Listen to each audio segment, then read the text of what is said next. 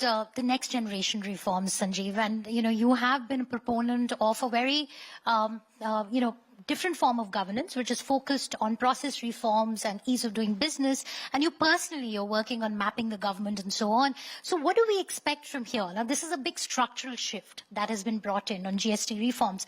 But then there's a 100-day agenda that's being put together.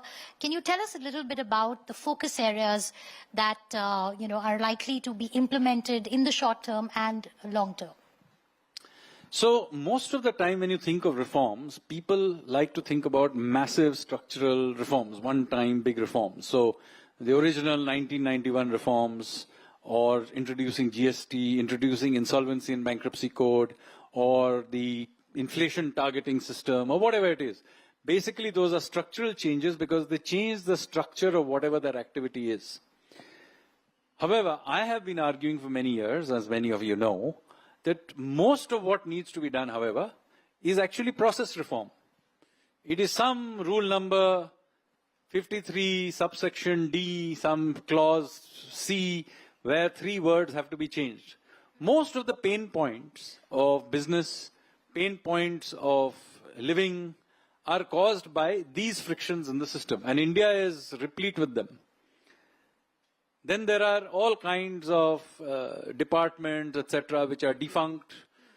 We need to go back into the government and close them down, merge them, and so on. So this process reform, which is the small reforms in the system that need to be done, I have argued for some time, and now I think many people in government and in the wider economics field also agree, that much of what needs to be done is cleaning this up. Now, this is not going to hit the newspaper anytime because most of these reforms are extremely sectoral, and as I told you, they are very, very specific.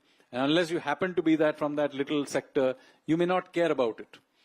But the accumulation of literally thousands of these small reforms is what is needed to be done. It's very painful stuff, meticulous work, and I and my team at the Economic Advisory Council have been working on this for some time.